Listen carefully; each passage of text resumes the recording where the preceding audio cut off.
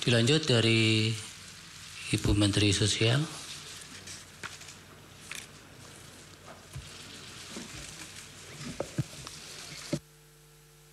Bismillahirrahmanirrahim. Assalamualaikum warahmatullahi wabarakatuh. Selamat pagi, salam sejahtera bagi kita semua.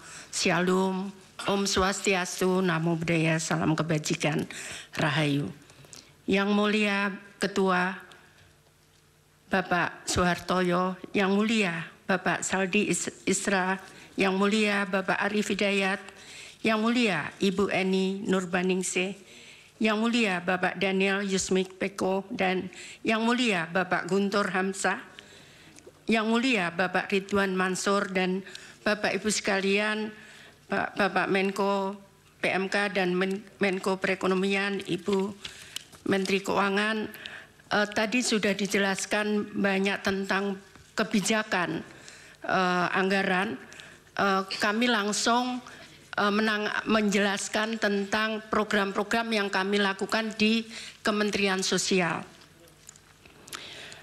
Yang mulia para hakim, kami ingin menyampaikan bahwa tahun anggaran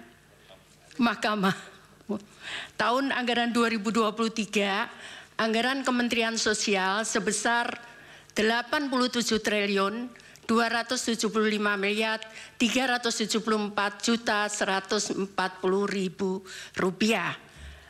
Anggaran tersebut dilaksanakan melalui program perlindungan sosial sebesar 86 triliun 100 miliar 271 juta 705.000 atau 98,65%. Ini adalah bagian dari program yang tadi dijelaskan oleh bapak-bapak sebelumnya dan Bapak Ibu sebelumnya sebesar 496 triliun dari perlindungan sosial.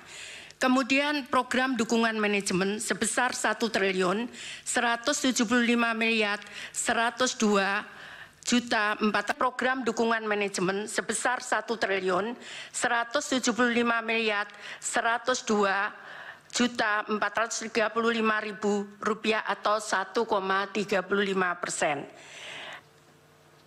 Dengan penjelasan bahwa anggaran belanja pegawai 438 miliar 438,17 miliar atau 0,50%. Belanja barang 3 triliun 353 triliun 3,84%. Belanja modal 167 miliar 167,22 miliar atau 0,19%. Belanja bantuan sosial 83 triliun 316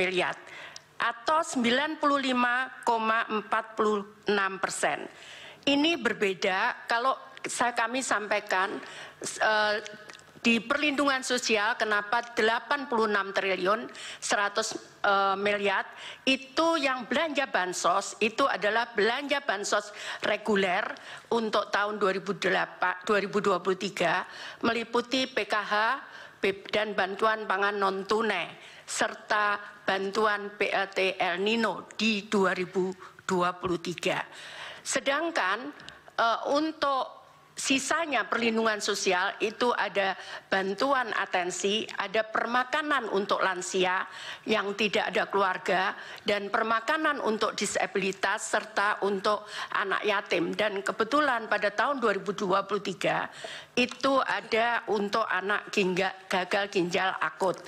Kami akan menjelaskan setelahnya.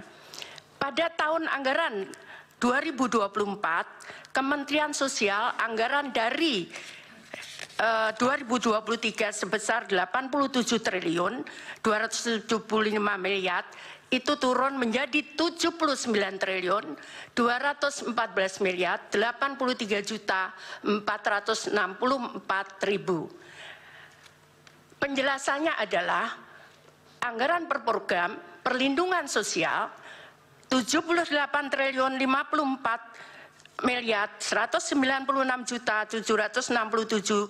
rupiah atau 98,54% itu belanja bantuan sosial. Di sebelahnya yang berwarna kuning 75 triliun, 61 triliun, 95,46% itu di luar bantuan El Nino. Sehingga kami kembali reguler menyerahkan bantuan reguler PKH dan BPNT. Kemudian program dukungan manajemen 1.159.886.697.000 atau 1,46%. Jadi kalau kita bandingkan anggaran tahun 2023 dan 2024, tadi sudah kami sampaikan bahwa anggaran kami turun dari 87.374.140.000.000 turun menjadi 79.314.083.464.000 rupiah. Hal ini karena belanja BLT El Nino keluar dari bantuan di 2024 dengan rincian sebagai tertera di atas. Adapun belanja bansos Kementerian Sosial tahun 2023 dan 2024. Bantuan sosial 2023 PKH atau program Keluarga Harapan itu sebesar 10 juta KPM dengan pagu 28.709.816.300.000 rupiah. Ini tetap di 2024 tetap 10 juta targetnya. Namun realisasinya tidak bisa persis sama 10 juta karena begitu saya netapkan hari ini dengan data, tiap bulan kami perbaiki data karena ada yang meninggal, ada yang lahir, ada yang pindah, sehingga kami harus menetapkan tiap bulan. Karena kalau sesuai Undang-Undang 13/2011 itu 1 tahun 2 kali, maka kami sudah terlambat. Karena yang meninggal sudah banyak, kemudian yang lahir juga banyak. Sehingga kami rubah sekarang ini tiap bulan kami menetapkan data penerima bantuan sosial. Yang kedua adalah kartu sembako. Targetnya adalah 18,8 juta KPM dengan dana 45.120 miliar rupiah. Sama di 2024 itu program sembako 18 dengan target yang sama 18,8 juta KPM. Salur datanya adalah 18,62. Tadi sama, tidak bisa persis sama karena di saat proses ada perubahan-perubahan. Nah, kemudian tahun 2023 ada BLT El Nino dan ini sudah disetujui oleh DPR melalui kesimpulan rapat kerja di Komisi 8 DPR RI dengan Menteri Sosial masa persidangan 2 tahun sidang 2023-2024 Selasa 7 November 2023. Dan ini harus selesai pada bulan Desember karena anggaran tahun 2023 dan saat turun adalah di bulan November. Kemudian bantuan sosial lainnya adalah bantuan untuk gagal ginjal akut untuk 326 orang dengan nilai total 17.520.000.000. Kemudian atipikal atau GGPA itu terdiri dari ini program permakanan untuk lansia 100.000 orang sebesar 552 miliar rupiah. Kemudian permakanan untuk disabilitas ini polanya adalah diserahkan kepada kelompok masyarakat, bisa RW tergantung wilayahnya. Kalau jumlah penduduknya sedikit bisa di kelurahan, dikelola oleh masyarakat, mereka yang memasakkan dan setiap hari mereka menyerahkan kepada penerima manfaat. Kemudian untuk rehabilitasi sosial Jadi atensi untuk anak yatim piatu sebesar 378.755 orang atau 454.506 juta. Kemudian atensi untuk lansia, ini terutama untuk menolong lansia-lansia yang tiba-tiba sakit, tidak ada yang merawat, maka kami tangani dengan program ini.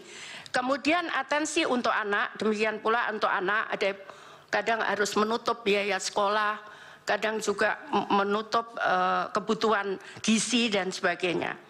Kemudian atensi untuk penyandang disabilitas, ini bantuan kursi roda dan sebagainya. Kemudian atensi untuk korban bencana, jadi kami memberikan bantuan korban bencana untuk meninggal sebesar 15 juta.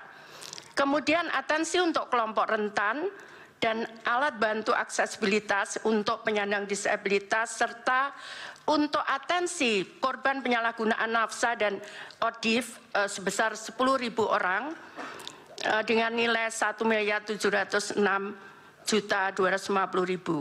Kemudian pemberdayaan komunitas adat terpencil itu yang berada di terdepan perbatasan negara, kemudian terpencil di tengah hutan sebesar 2.847 KK atau setara dengan 50.860 juta rupiah. Kemudian rumah sederhana terpadu atau perbaikan perumahan untuk 7.500 KPM ini di 2023. Untuk 2024 target volumenya hampir sama, hanya tidak ada untuk El Nino, tidak ada gagal ginjal akut. Namun ini ada beberapa, tadi sudah saya sampaikan, ini baru beberapa 6 bulan, jadi untuk permakanan sudah saya sampaikan ke Bu Menkyu. Jadi total anggaran adalah di 2024 75 triliun 616 miliar, sedangkan realisasi 25 triliun 340 miliar rupiah atau 33,61%. Jadi Bapak yang mulia, perlu kami sampaikan bahwa kami memberikan itu memang tidak boleh terlambat, karena kalau orang miskin itu dia bisa survive kadang 1 bulan, mereka tidak bisa memakan sampai 1 bulan, makanya kadang kartunya ada yang digadekan untuk menyambung sisa hidup mereka, sehingga kami sangat disiplin, tidak boleh terlambat untuk menyalurkan. Kemudian kalau kami bisa jelaskan bansos sembako dan PKH, ini adalah jadi untuk PKH murni, jadi yang murni terima hanya 1 bantuan PKH, karena boleh diaturannya mereka boleh menerima 2. Ini terutama yang kondisinya berat, di situ ada disabilitas di dalam keluarga itu, ada kemudian atau mereka anak yatim, itu mereka bisa menerima 2 bantuan. Nah, untuk PKH murni itu ada 2.553.000 penerima manfaat atau KPM. Kemudian ada irisan yang tadi kami jelaskan, ada 2, dia menerima PKH dan mereka menerima sembako, itu 7.426.249 KPM. Kemudian yang sembako murni, mereka menerima 11 juta, jadi hanya menerima sembako saja. 11.373.751 KPM dengan targetnya 18 juta. Jadi karena kena irisan sehingga hanya 11 ditambah 7 juta ini. Totalnya adalah 21.353.000 keluarga penerima manfaat. Kemudian proses penyaluran bansos. Karena kami dasarkan pada Perpres nomor 63 tahun 2017 tentang penyaluran bantuan sosial secara non-tunai pasal 3, bahwa kami menyampaikan ke Kementerian Keuangan untuk proses permintaan pembayaran melalui rekening Kemenkyu kemudian menyalurkan kepada rekening penyalur, ini ada Bank Himbara dan ada PT Pos. Kenapa kita pilih PT Pos? Karena proses di bank itu membutuhkan waktu 3 bulan. Untuk mulai mereka buka rekening, kemudian sehingga mereka punya rekening dibutuhkan waktu 3 bulan. Sehingga untuk yang tadi kami sampaikan, kalau dia meninggal, kemudian harus diganti istrinya atau anaknya, itu mereka tidak bisa kemudian off, kita berhenti. Kalau meninggal bukan tiba-tiba serta-merta dia menjadi kaya. Karena itu kemudian itu yang baru-baru pengganti itu kita salurkan lewat PT Pos. Ini kesepakatan dengan Wakil Menteri BUMN karena bank tidak bisa menerbitkan di bawah 2 juta, di bawah 3 bulan. Kemudian langsung masuk ke rekening KPM. Jadi bukan kita serahkan, masuk ke rekening KPM. KPM bisa ngambil di bank, di ATM. KPM bisa ngambil di saat penyaluran, tapi tetap masuk di rekening KPM. Jadi ini bukan kita berikan uang cash langsung. Tidak bisa seperti itu karena kami dasarnya adalah Perpres nomor 63 tahun 2017. Jadi langsung ke rekening, kemudian dia bisa mengambil, bisa lewat ATM, bisa lewat, ini kami sangat bermanfaat karena di beberapa daerah terpencil, kadang mereka tidak ada ATM di sana, tidak ada bank di sana. Sehingga PT Pos yang menyalurkan mereka datang ke tempat tersebut, tapi masuk ke rekening itu, ke rekening KPM. Demikian kira-kira Bapak yang mulia, Bapak Ibu dan para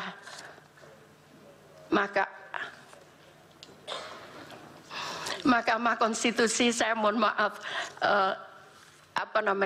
menjelaskannya bukan dengan membaca karena saya biasa melakukan dengan chart seperti ini.